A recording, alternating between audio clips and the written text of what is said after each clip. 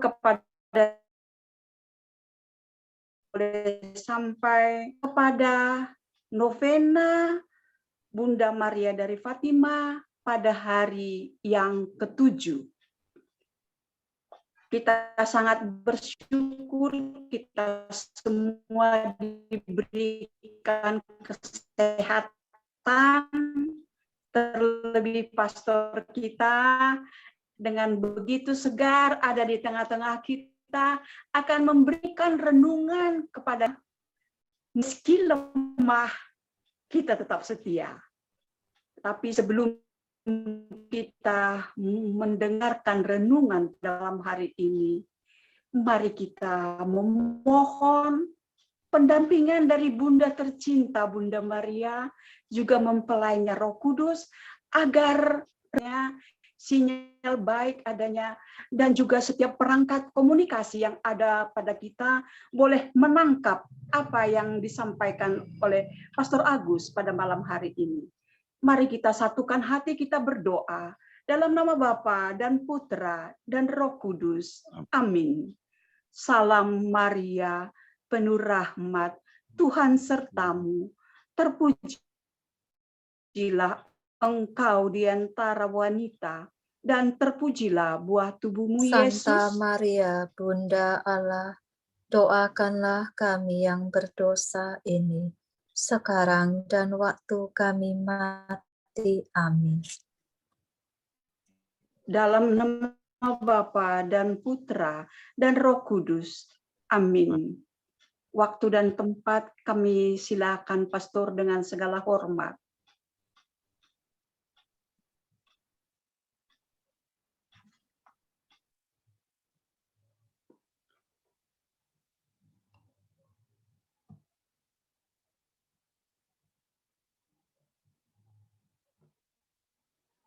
Baik, selamat malam buat Ibu Minar Pasaribu, Bu Regina, dan teman-teman bersama saudara-saudari, para suster yang boleh bergabung dalam komunitas Love Praying Family yang terkasih dalam Kristus. Nah, kita sudah masuk pada hari kedua Triduum kita menjelang hari kenaikan Tuhan. Dan tema kedua kita pada kesempatan ini adalah setia kendati lemah. Apa yang mau kita renungkan dari tema kecil dan sederhana ini, mari kita ikuti bersama-sama dalam permenungan berikut ini.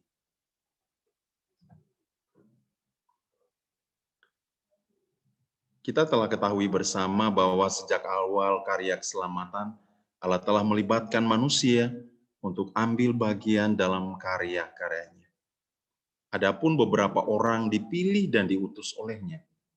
Tujuannya untuk membawa pesan sabda Allah kepada manusia, supaya manusia mengalami keselamatan. Di antaranya orang-orang yang dikehendaki Allah, ada para nabi, raja, rasul, para murid, dan orang beriman. Sama halnya ketika Yesus memulai karya penyelamatannya, Ia memilih dan melibatkan beberapa orang yang disebut rasul. Mereka yang dipilihnya secara khusus untuk meneruskan karya cinta kasih-Nya kepada para bangsa. Keterpilihan para murid tersebut dengan berbagai persiapan berupa pendampingan dari Yesus. Yesus mencoba mendidik mereka mengalami sekolah khusus dari Yesus. Dan gurunya adalah Yesus sendiri. Orang-orang yang dipilih pun berasal dari rupa-rupa profesi dan latar belakang. Kita kenal bahwa ada 4 kelompok orang-orang yang mengikuti Yesus.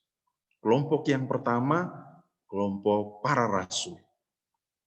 Kelompok yang kedua, itu dikenal sebagai kelompok para murid. Jadi ada perbedaan rasul dan murid. Kalau rasul itu ditujukan untuk 12 rasul, kalau murid ini begitu banyak. Dalam Injil yang lain kita mendengar bahwa Yesus mengutus 70 murid pergi berdua-dua.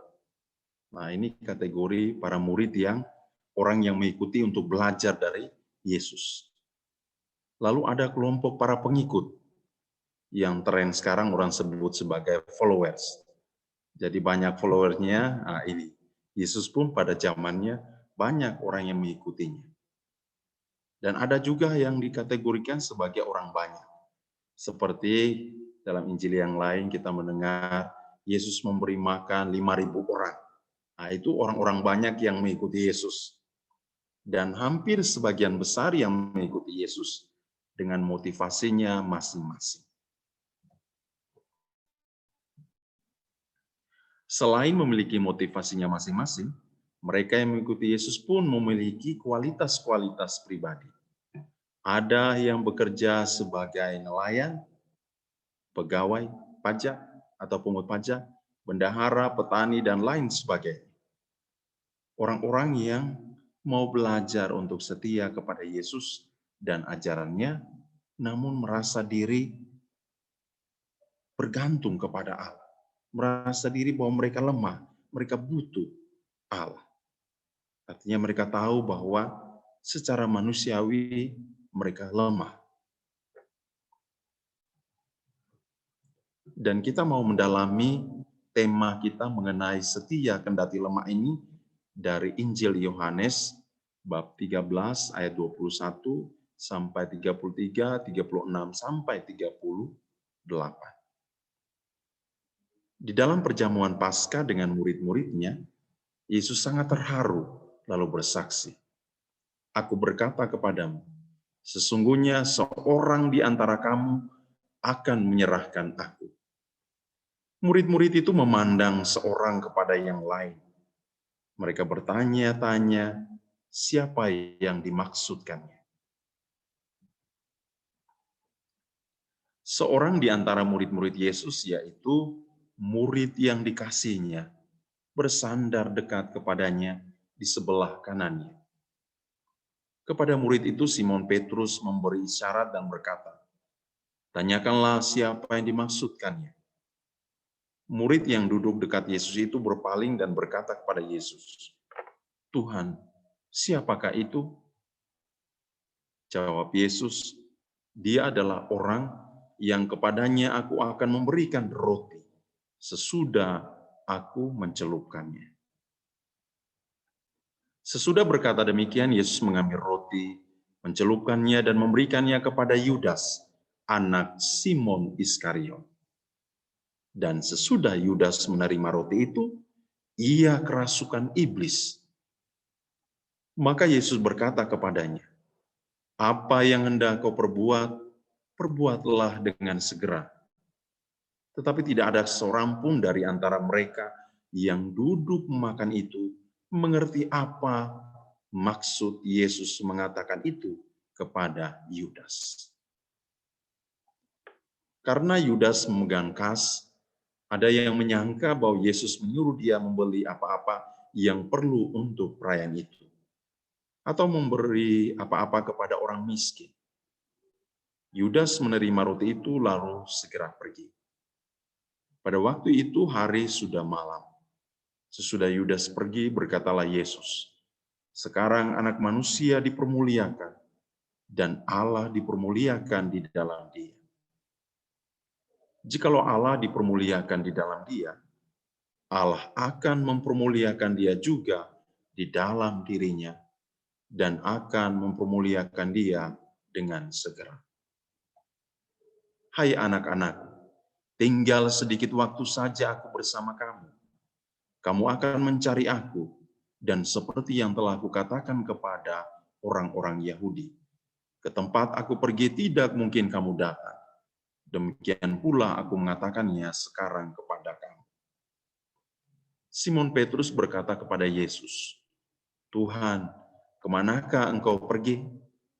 Jawab Yesus, "Ke tempat aku pergi engkau tidak dapat mengikuti aku sekarang, tetapi kelak engkau akan mengikuti aku." Kata Petrus kepadanya, "Tuhan, mengapa aku tidak dapat mengikuti engkau sekarang? Aku akan memberikan nyawaku bagimu." Sahut Yesus, "Nyawamu akan kau berikan bagiku.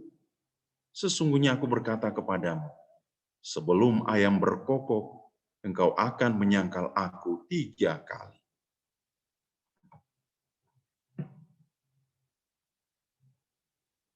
Para suster, saudara-saudari, Bapak Ibu yang terkasih dalam Kristus.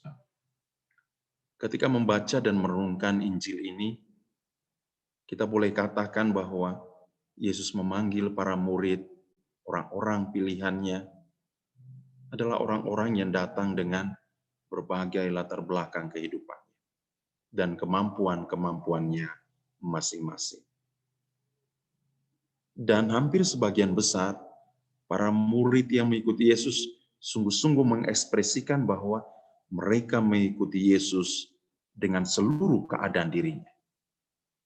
Oleh karena itu, berdasarkan tema kita pada Triduum hari kedua ini, mari kita lihat beberapa pesan untuk kita renungkan bersama-sama. Pertama, melalui kisah ini kita dapat mengetahui dengan jelas kualitas iman yang dimiliki oleh para murid, sekaligus siapa murid Yesus yang akan mengkhianati dan menyangkalnya. Secara jelas dikatakan ada 2 tokoh, yakni Yudas dan Petrus. Diceritakan bahwa kisah Yudas bermula dari peristiwa setelah Yesus mencelupkan roti dan memberikan kepadanya. Pertanyaannya, kenapa Yudas kerasukan setelah menerima roti dari Yesus?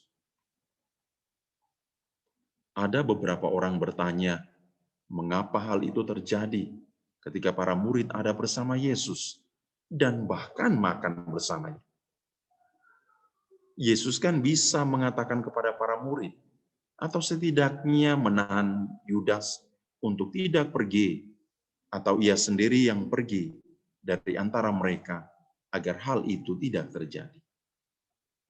Bagi Yesus, semua hal itu bisa dilakukan.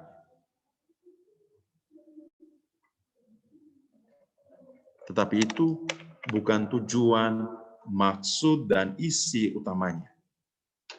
Kehadiran, kerelaan, dan kedatangannya adalah untuk menyelamatkan manusia, bukan untuk mengejar kenyamanan diri dan lari dari tanggung jawab penyelamatan yang harus diembannya.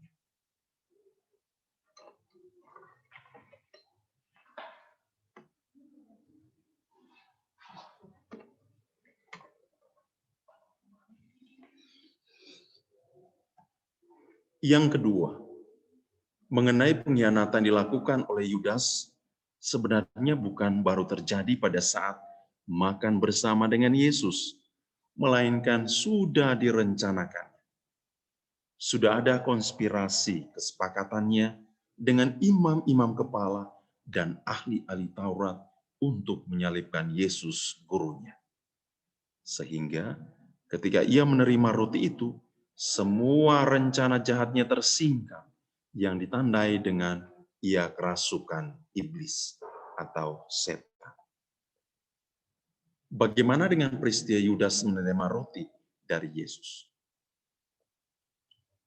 Kalau kita amati dengan baik, sesungguhnya bukan roti yang membuatnya kerasukan, melainkan melalui sarana suci itu, yakni roti, segala sesuatu yang telah direncanakannya, yang direncanakan oleh Yudas, menjadi terbuka, tersingkap, yakni rencana jahat Yudas terhadap gurunya. Roti yang adalah tubuh Kristus sendiri yang menyingkapkan semuanya. Sehingga tadi kalau kita dengar dengan saksama atau kita baca dengan baik, tidak dikatakan bahwa ia memakan roti itu, tetapi baru atau hanya menerimanya saja lalu pergi. Maka sesungguhnya ketika orang menerima dan bersama Allah, orang akan disadarkan bahwa ia telah berdosa, bersalah. Maka diperlukan sikap untuk bertobat dan menyesal. Ini situasi konkret nyata dari pribadi murid Kristus, yakni Yudas. Ketiga, Berbeda dengan Yudas, si Petrus justru ketika mengetahui bahwa ia telah bersalah karena menyangkal gurunya, ia langsung menyesal, bertobat, dan mengambil sikap, langkah, dan keputusan untuk kembali. Bahkan dalam kisah selanjutnya, justru Petrus tampil sebagai orang yang dengan semangat menyerahkan diri, seluruh jiwa dan raganya untuk Tuhan. Seorang pembela iman akan Kristus, bahwa Yesus sungguh Allah, dengan terus mewartakan kasih Tuhan hingga akhir hayat hidup. Keempat, melalui kisah keduanya, kita dapat mengetahui dan menemukan para murid adalah manusia biasa yang dipilih oleh Allah dengan segala kelebihan dan kekurangan. Keterpilihan itu didasari juga pada tanggapan bebas dan keputusan pribadi manusia. Maka dalam hal ini, Yudas adalah pelaku pengkhianatan itu. Mengapa hal itu bisa terjadi? Dikarenakan Yudas sudah sekian tahun bersama gurunya, namun ia tidak hidup sesuai dengan amanat yang disampaikan Yesus. Ia bahkan pernah dipercayakan untuk menjadi bendahara, tapi justru ia memanfaatkannya untuk mencuri uang dari kas tersebut. Dan akhirnya ia menggadaikan juga gurunya sendiri. Artinya, walaupun Yudas ada bersama Yesus gurunya, tetapi perilaku hidupnya jauh dari cara dan ajaran Yesus. Ia hanya mengaku Yesus sebagai guru dan Tuannya, tetapi hatinya diabdikan untuk mengejar kepentingan diri dan mengabdi kepada kuasa si jahat, yakni iblis. Ia kehilangan sebuah orientasi mulia, tanggung jawab iman kepada gurunya. Sehingga ketika hati dan budinya menjadi gelap dan jauh dari cahaya ilahi, dan ada peluang untuk mengkhianati gurunya, ia langsung mengambil langkah, pergi tanpa ada pertimbangan terlebih dahulu atas apa yang hendak dilakukannya.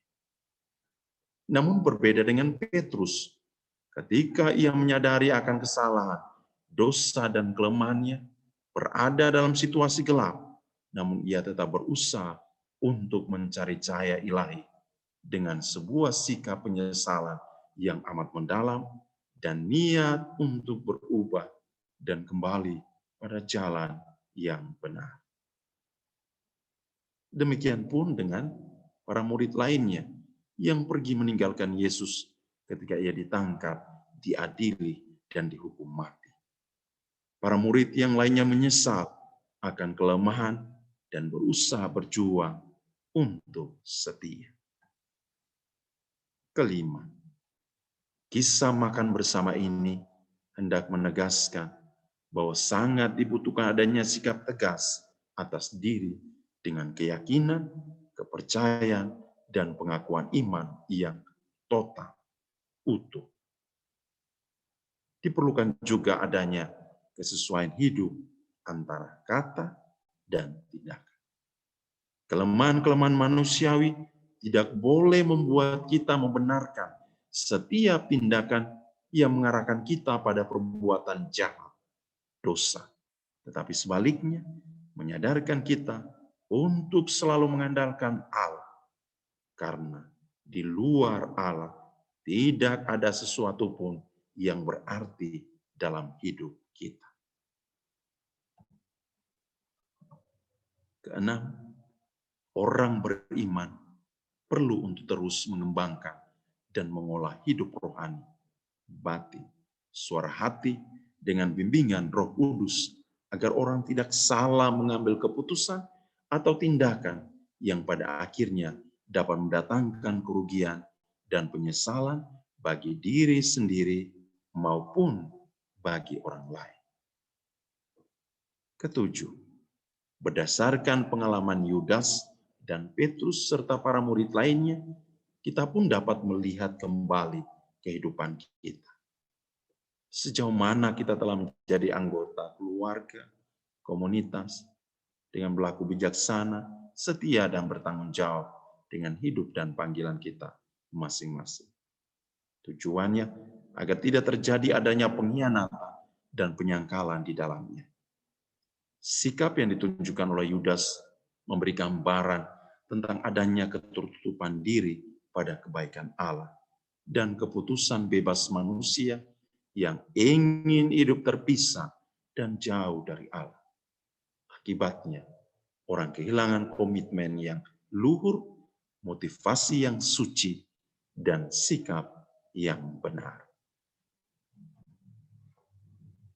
Kedelapan, orang beriman yang baik akan menyadari bahwa hidup tidak sebatas mengejar obsesi, popularitas, kehormatan, prestasi, dan prestise belaka, melainkan sebuah panggilan luhur dari Allah untuk bekerja dan berkarya demi kemuliaan Allah dan keselamatan jiwa-jiwa. Ada beberapa kutipan dari Santa Teresa untuk bantu kita merenungkan tema kita hari ini. Kata Santa Teresa, saya percaya bahwa karena setan melihat tidak ada jalan lebih cepat kepada kesempurnaan tertinggi selain ketaatan, ia mengatur banyak gangguan dan kesulitan dalam wujud kebaikan. Setan tidak mencobai orang baik dengan kejahatan. Ia mencobai mereka dengan kebaikan. Khususnya jika ada kebaikan yang bisa membuat kita menjauh dari hal yang diharapkan untuk dilakukan. Misalnya, kita punya niat untuk berdoa, itu hal yang baik. Tapi terkadang godaan-godaan itu datang dalam situasi di mana kita punya niat kerinduan untuk berdoa. Dengan berbagai kesibukan, halangan, gangguan, dan lain sebagainya. Akhirnya membuat kita membatalkan untuk berdoa. Contoh sederhananya demikian. Pesan untuk kita, jangan kita menyerah dengan kodrat kita yang lemah, tapi berusaha untuk meletakkannya pada tangan Allah. Berjuang untuk setia dengan apa yang Tuhan percayakan kepada kita masing-masing. Semoga di masa penuh berkat ini kita terus berusaha membenahi diri dengan setia kepada Allah, kendati kita manusia yang lemah dan rapuh. Walaupun kita lemah, kesetiaan Tuhan tetap menyertai kita. Tuhan hanya meminta kita menundukkan diri dengan rendah hati untuk dibimbing olehnya. Terima kasih, Tuhan memberkati kita. Terima kasih Pastor Agus, sangat mengena renungan pada malam hari ini. Kami sangat berterima kasih kepada Pastor, di mana pada malam hari ini kami dibawa kepada suatu pemandangan bahwa setiap murid Tuhan juga mempunyai kelemahan. Dan demikian juga kita yang telah dipilih Tuhan untuk bergabung di dalam keluarga besar LPF, pasti mempunyai kelemahan dan kelebihan. Mari kita serahkan semua kelemahan-kelemahan kita ke dalam tangan Tuhan. Mari kita minta bimbingan Tuhan agar kita di dalam kelemahan kita itu tidak menjadi menutup diri, tetapi mari kita minta kekuatan dari Tuhan untuk Tuhan yang membimbing kita di dalam setiap langkah laku kita. Demikian yang dapat saya simpulkan, Pastor Agus. Baik. Terima kasih, Bapak Ibu. Renungan dari Pastor Agus sangat jelas. Sekarang, mari kita, setiap kita yang mempunyai pertanyaan atau kerinduan untuk lebih mendalam lagi mengenal banyak permasalahan, mari kita bertanya kepada Pastor Agus, atau jika ada sharing, seperti tadi malam, kami persilahkan Bapak Ibu atau adik atau suster, siapa saja. Mari Bapak Ibu, silakan.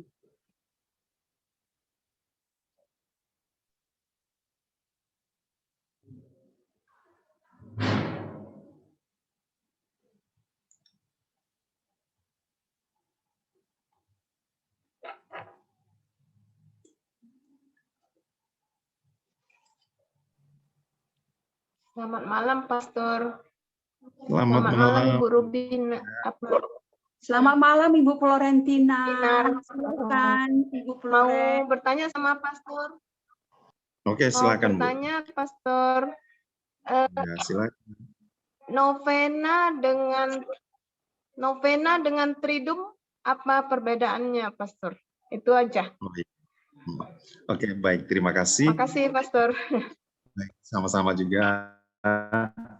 Terima kasih Bu Florentina untuk pertanyaan sederhana informatif ya untuk kita. Nah, Triduum itu sederhananya berarti kita doa 3 hari. Nah, novena itu dari bahasa Latinnya novum, artinya 9 hari. Jadi novenanya hari pertama, hari kedua, hari ketiga, sampai hari yang ke-9. Itu disebut sebagai novena. Sedangkan Triduum itu doa yang dikhususkan mulai hari pertama, kedua, dan ketiga. 3 hari menjelang seperti ini, kita adakan Triduum. Hanya itu saja, Bu Florentina. Terima kasih. Kalau novena 9 hari, Triduum 3 hari. Oh ya, terima kasih, Pastor. Terima kasih, Nah, Bu Mina. sama-sama. Terima kasih Bu Florentina. Pertanyaannya mungkin juga mewakili banyak daripada teman-teman Pastor. Baik, Bu. Mari Bapak Ibu, yang lain silakan.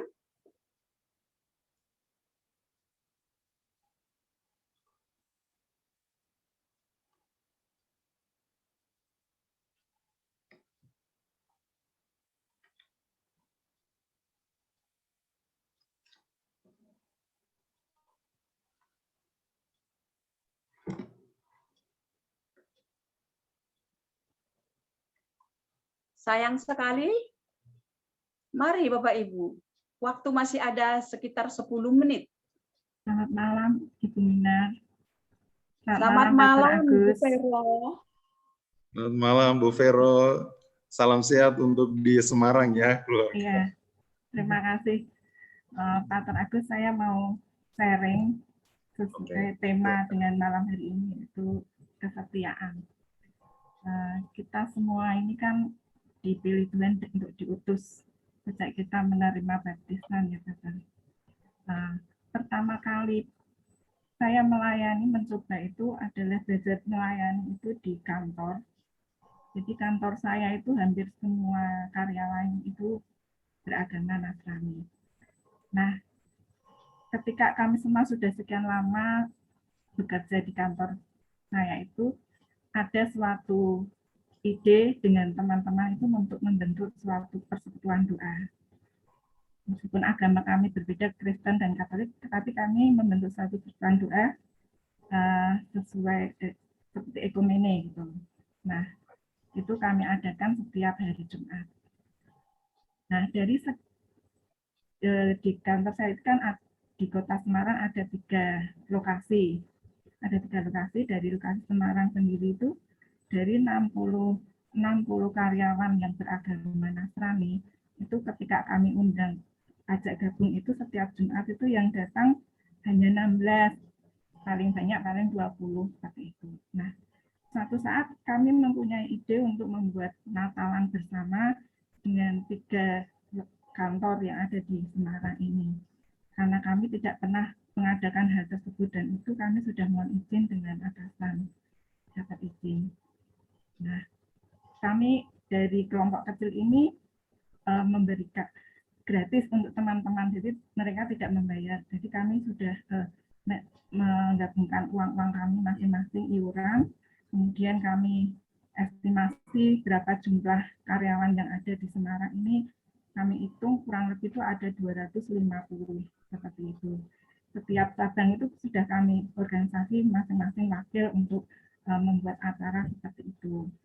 Nah, suatu saat dari ketika kami masa persiapan ini, kami total semua 250 plus keluarga, kemudian anak-anak itu kami total ada 75, jadi kami siapkan bingkisan, juga kami waktu itu kami menyewa tempat di restoran besar di Semarang. Nah, saat itu kami mendengar sepertinya banyak yang tidak akan hadir atau tidak mendukung. Nah, waktu itu saya doa sama Tuhan, Tuhan, saya percaya Engkau akan menyertai acara kami semua berjalan dengan lancar. Waktu itu saya doa itu seperti itu. Ketika semua sudah siap, pada hari H itu bisa dibayangkan harapan kami itu tidak seperti yang kami harapkan. Jadi ternyata yang hadir waktu itu tuh tidak ada separuhnya dari estimasi kami. Jadi estimasi kami kan 250 plus anggota keluarga mereka. Ternyata yang hadir waktu itu cuma 50 orang saja, sedangkan dari panitia kami sendiri kelompok kecil itu ada 16. Jadi kalau 50 dikurangi 16 itu bisa yang datang cuma sekitar 14 ya. Jadi bisa dibayangkan waktu itu betapa banyaknya makanan yang waktu itu sudah dipersiapkan itu tidak termakan, jadi sia-sia. Kemudian souvenir yang kami sediakan untuk anak-anak itu juga tidak terbagi gitu. Nah, waktu itu saya nangis. Kok teman-teman saya itu tega-teganya seperti ini ya. Saya juga, Tuhan kok seperti ini ya yang saya alami itu. Saya menangis waktu itu juga menangisi teman-teman saya. Setiap pulang kerja, mereka mengorbankan waktu kuliah, banyak yang kuliah sore, mereka untuk mempersiapkan diri latihan untuk Natalan itu. Dalam kemarahan itu, teman saya bilang gini, udah enggak usah marah gitu. Kalau mereka ini tidak datang, itu berarti sudah pilihan mereka. Gitu. Kita tuh enggak salah. Waktu itu kemudian saya doa pada Tuhan, dalam keheningan saya demi Tuhan untuk hening, kemudian saya doa. Dari peristiwa itu Tuhan ternyata membuka mata hati saya. Banyak hal yang saya pelajari. Yang pertama, pelajaran yang pertama itu kemungkinan Tuhan itu sudah membuka hati teman-teman saya untuk datang di acara tersebut. Tapi teman-teman saya sendiri yang menutup hatinya untuk tidak datang. Yang kedua, kemungkinan juga Tuhan sendiri itu yang mengeraskan hati teman-teman saya untuk tidak datang. Jadi saya seperti belajar dari kisah Musa yang diutus Yesus untuk Tuhan untuk datang ke Fir'aun. Tuhan sendiri yang mengutus, tapi Tuhan juga yang mengeraskan hati Fir'aun. Jadi saat itu mungkin Tuhan menguji kesetiaan saya. Dengan peristiwa ini tuh kamu tuh masih setia enggak mau melayani aku? Jadi waktu itu mungkin pertama kali saya belajar melayani, kok saya dihadapkan dengan situasi seperti ini. Gitu.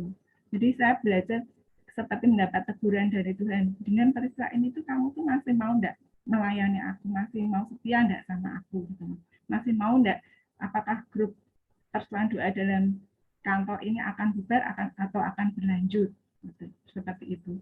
Kemudian nilai yang ketiga itu yang saya dapatkan, ternyata saya tuh selama ini berdoa saya itu salah. Jadi selama ini saya memaksa Tuhan untuk mengabulkan seperti yang saya inginkan. Saya berpikir, wah saya membentuk acara seperti ini bagus untuk semua orang, pasti Tuhan mengabulkan doa saya. Pasti Tuhan melihat. Ternyata apa yang saya anggap baik buat saya sendiri itu ternyata saya tidak pernah tanya Tuhan apakah saya itu benar-benar tepat untuk mengadakan acara seperti itu. Begitu. Atau ternyata ketika saya dirubah seperti itu, kemudian besok harinya itu saya bisa tenang dan tidak ada emosi atau apa, dan teman-teman saya itu semua yang tidak datang itu minta maaf ke saya. Mereka telepon, maaf ya kemarin tidak datang, ini tidak, banyak alasan, dan saya bisa enggak apa-apa. Kemudian dari makanan sisa yang untuk anak-anak itu kami bagikan semua saat itu, dan waktu itu mereka ya seperti tidak enak sendiri. Dan puji Tuhan acara Pusat Doa itu sampai sekarang masih berjalan, dan itu kami sekarang membentuk dua grup yang kenapa yang banyak yang tidak datang. Kebetulan waktu itu juga banyak yang teman-teman dari Katolik, mereka kurang seret dengan model ekumene. Jadi sekarang kami membentuk dua, untuk teman yang Katolik Kamis kami berdoa rosario, kemudian Jumat itu kami ekumene. Begitu Pak Ter. Terima kasih. Terima kasih Bu Minar. Terima kasih Bu Vero untuk sharingnya, pengalaman yang menarik ya, pengalaman konkret, bagaimana punya niat yang baik untuk membentuk kelompok sehingga bisa memberi spirit semangat untuk teman-teman di kantor, di tempat kerja, tapi terkadang berhadapan dengan situasi kondisi yang bisa berubah. Tetapi satu hal yang saya lihat dari pengalaman ini adalah soal ketulusan, pengorbanan, kesetiaan untuk tetap memajukan apa yang menjadi kerinduan besar, dan tidak ada pengorbanan yang sia-sia untuk kita yang sungguh-sungguh mau membuat yang terbaik untuk sesama kita. Karena terkadang melalui hal-hal itu Tuhan juga bisa berkarya untuk membantu sesama kita, termasuk diri kita sendiri. Terima kasih Bu Vero untuk sharingnya. Salam untuk keluarga. Ya, salam sehat. Terima kasih Bu Vero untuk kesaksiannya. Hanya satu kalimat yang bisa saya ucapkan, semangat Bu Vero, jangan pernah mundur dari pelayanan. Terima kasih Bu Minar. Karena waktu jua Pastor, Oke. waktunya sudah sampai. Mari Pastor, kami mohon doa penutup dari Pastor, sekalian berkat untuk kami semua. Baik Bapak Ibu, para suster, saudara-saudari yang terkasih, yang boleh kita renung bersama hari ini, di hari kedua Triduum kita ini. Untuk menutupnya kita mohon berkat. Dalam nama Bapa dan Putra dan Roh Kudus. Amin. Tuhan beserta kita, sekarang dan selama-lamanya. Ya Allah, Bapa kami yang Maha Baik, pada malam yang penuh syukur ini, kami anak-anak-Mu yang berkumpul untuk berdoa dan merenung bersama dalam keluarga besar Love Praying Family, mengaturkan rasa syukur kami kepadamu untuk berbagai kasih dan kebaikan-Mu yang kami terima dalam hidup.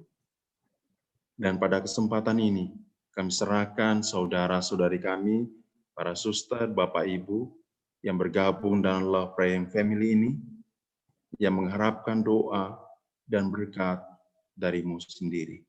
Teristimewa kami berdoa bagi saudara-saudari dalam komunitas ini yang tengah sakit atau tengah mengalami kesulitan dalam hidup. Mohon rahmat, kekuatan dari-Mu untuk hidup, karya, dan pekerjaan mereka. Kami juga berdoa secara khusus bagi ayahanda dari Ibu Lucia Chandra yang tinggi sedang dalam keadaan sakit maut, dan mohon doa dari kelompok ini sembari memohon belas kasih dan pengampunan-Mu atasnya, keteguhan bagi keluarga, ketabahan bagi seluruh anggota keluarga, kiranya mereka diberikan kekuatan, dan Bapak Luka Chandra diberikan juga ketabahan kekuatan dalam iman, harap, dan kasih. Ya Tuhan, kami serahkan istirahat malam kami ini, semua orang yang kami janjikan untuk didoakan, pengalaman-pengalaman hidup kami, karya-karya dan pekerjaan kami, semua harapan-harapan dan impian serta cita-cita keluarga kami masing-masing ke dalam penyelenggaraan. Dan akhirnya Tuhan, kami serahkan semua ini dengan memohon berkat dari Tuhan beserta kita, sekarang dan selama-lamanya. Saudara-saudari, para suster, Bapak Ibu sekalian,